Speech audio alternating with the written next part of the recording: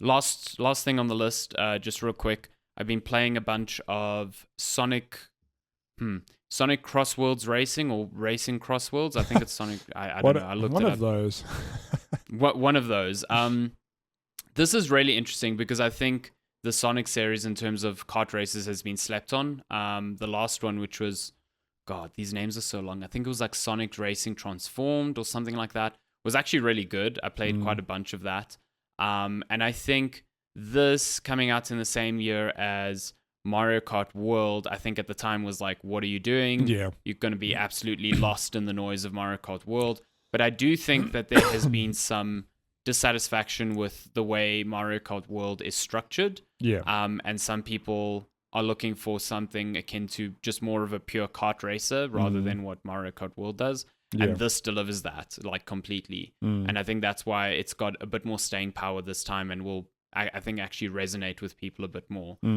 So the races that where the crossworld thing comes from is during the race, you're the person who's leading. I think on the second or third lap, I think it's the second lap, they'll get to a point in the track where they'll have the opportunity to choose between two distinct paths, and those like take the race into two new worlds.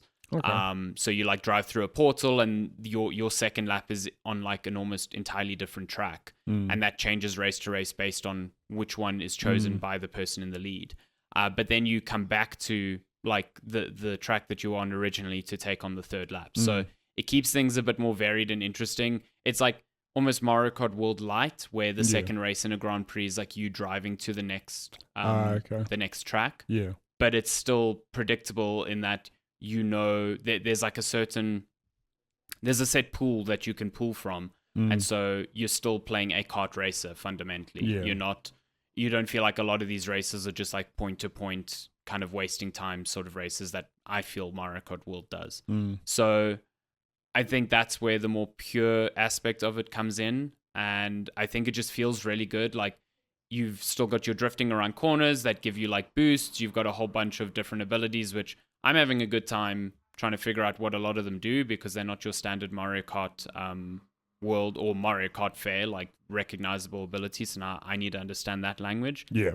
You've also got the ability to like customize your carts with different components that alter different like stats, like the rate at which you level up, the rate of your like acceleration, your boosts, your the little like ring that governs how you boost at the start, all these little things which are similar again to how you choose different carts in Mario Kart World, but this just feels like more personable, I guess. Like you're attaching different parts to each of your different carts. So it is just cool. I think if you've played a Sonic racing game before, you kind of know what you're getting in for, and I think the central twist to this one having different tracks within existing ones is kind of neat.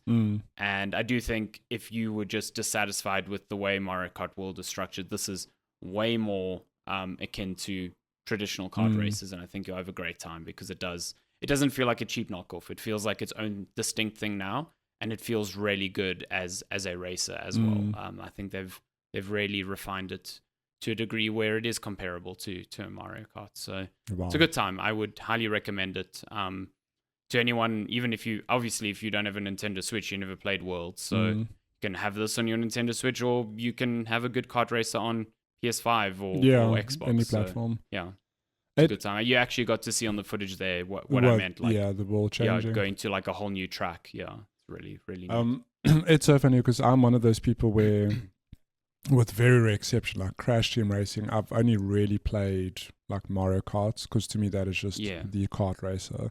And it's not because nothing else is as good, but it's the way it's like coded into me. Like the only kart racer is Mario Kart. But it's cool to see. And I think it's important that Nintendo don't just have this free reign, because I enjoyed World, but it was a bit like it's just more of the same, really. Like I can't tell you, it's super different to Mario Kart 8, which is really good. So I think it's important that Sega and other people are like, actually, maybe there's a gap in this kart market for people who want something different. And it's interesting because when you told me you had been playing this, I was like, oh, I looked at this and I was like, nah, like I'm just not interested. But looking at the footage, I'm like, oh, this actually looks really good. Yeah, it's really fun. Yeah. Yeah, and I'm glad you've been enjoying it as well. Yeah, no, it's a good time, and it's exactly that. Like, you've never played a Sonic racing game, and so, you know, you've never felt the need to, because Mario Kart has also just filled that gap so well. Yeah. And I mean, Mario Kart World is not a disaster for that series. No, like, for it's sure. It's still a really good game, and it's selling really well. But I do think there were aspects of it that I missed in the direction they took it, and this is filling that void a little bit. And it's a little less surprising because I did enjoy the previous one, but it is just cool that that wasn't just a one-off. They've actually learned from that, and I think it is a big competitor within the space of like the Mario Kart racing series. Yeah, it's really good. Yeah, also you can just play as like so many crazy characters from Sega. Like, all of the base characters are from Sonic, but then you've got like Joker from Persona coming. There's which is like, what's the character from Like a Dragon? Pick out the afro. Fuck, what's his name? Ichiban. Ichiban, yeah.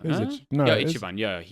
He's coming. You've got Pac-Man coming. You've got Mega Man coming. Like all of the good ones are here. So they're leveraging their roster, or Sega's leveraging their roster of characters in a similar way to Nintendo does for Mario Kart, and I think that's quite smart.